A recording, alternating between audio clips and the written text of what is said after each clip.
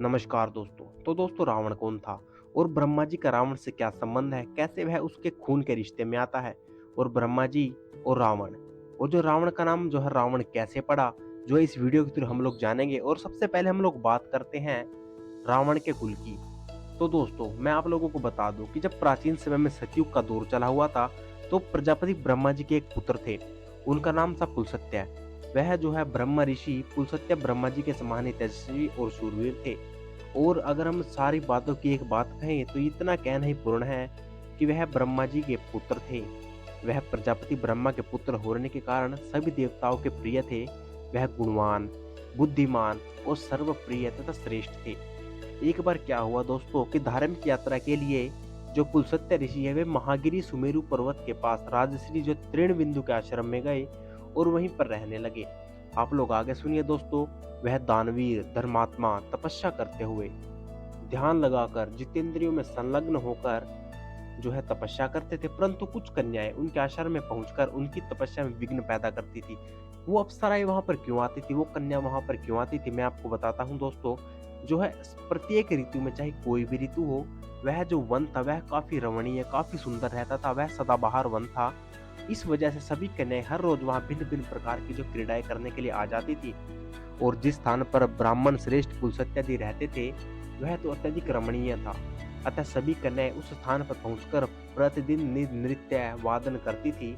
और अपनी इन विभिन्न गतिविधियों द्वारा वे सभी कन्याएं मुनि के तप में बाधा एवं विघ्न पैदा करती थी। इस कारण ही एक दिन महामुनि महातेजस्वी बहुत क्रोधित हो उठे और पुलस्त्य ऋषि ने यह घोषणा कर दी कि कल से मुझे इस स्थान पर जो कन्या दिखाई पड़ेगी वह गर्भवती हो जाएगी।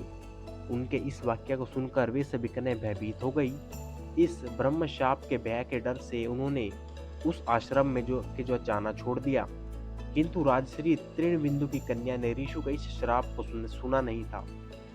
वह कन्या अगले दिन भी बिना किसी भय के उस आश्रम में जाकर विचरण करने लगी। उसने देखा कि वह उसकी कोई भी सखी नहीं है। उस समय प्रजापति के पुत्र महातेजस्वी महान ऋषि पुलस्त्य जी अपनी तपस्या में संलग्न होकर वेदों का जो है अध्ययन कर रहे थे। उनकी वेदों की आवाज सुनकर वह उसी ओर चली गई और उसने तपोनिधि मुनि जी को देखा। और महर्षि पुलस्त्य को देखते वह कन्या का जो है शरीर पूरा पीला पड़ गया। वह गर्भवती हो गई। उस भयंकर दोष को अपने शरीर में देखकर वह राजकन्या घबरा गई। तदुपरांत वह यह सोचती हुई मुझे यह क्या हो गया, अपने पिता के आश्रम में जा पहुंची। कन्या की स्थिति को देखकर त्रिविंदु ने पूछा, तुम्हारे शरीर की दशा कैसे हो गई? और उस समय उस दीन भावनपन कन्या ने अपने तेजस्वी पिता से हाथ जोड़कर कहा, हे तात, मैं उस वजह से नहीं, जिसकी जो है वजह नहीं जानती जिसके कारण मेरा शरीर ऐसा हो गया है। कुछ समय पहले अपनी सखियों को ढूंढते हुए मैं महर्षि जो पुलस्त्य के आश्रम में गई थी, परंतु वहां पर मैंने अपनी किसी भी सहेली को नहीं पाया। उस समय ही मेरा शरीर ऐसा विकृत हो गया। यह देखकर मैं भय के कारण यहाँ से जो चली आई हूँ।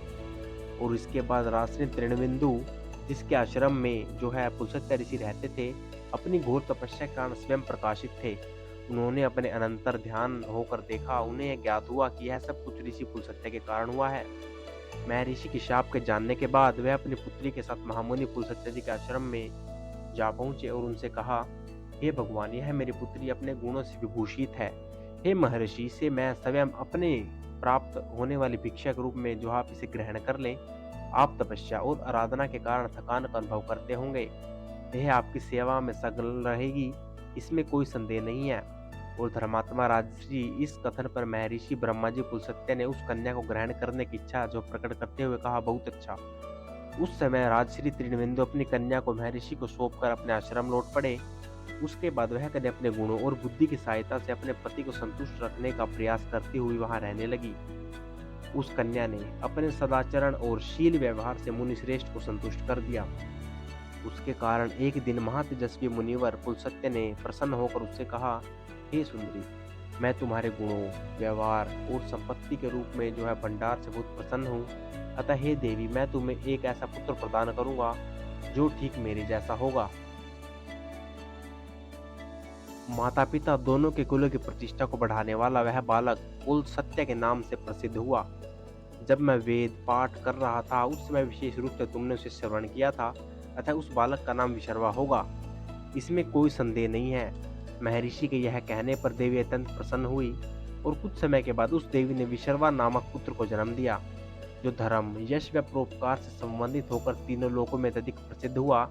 विशर्वा नाम के यह मुनि वेदज्ञ, व्रत, आचारों और समदर्शी का पालन करने वाले ठीक अपने पिता के समान ही महान तेजस्वी थे।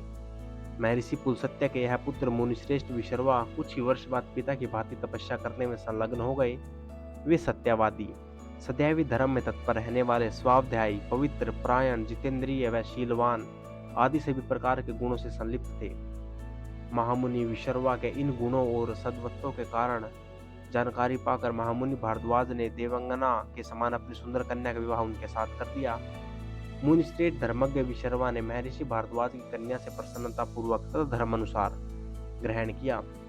फिर जन प्रजा के हित चिंतन करने वाली बुद्धि द्वारा जन कल्याण की कामना करते हुए उन्होंने उस कन्या के गर्भ में एक प्रकर्मी व अद्भुत उत्पन्न जो पुत्र उत्पन्न किया, जो उनके समान ही समस्त गुणों से संपन्न था। जी हाँ दोस्तों, ये थी आज की वीडियो। अब जो नेक्स्ट चैप्टर पे जो हम वीडियो लेके आएंगे, नेक्स्ट वीडियो आएगी, वो हम अगला पार्ट आएगी।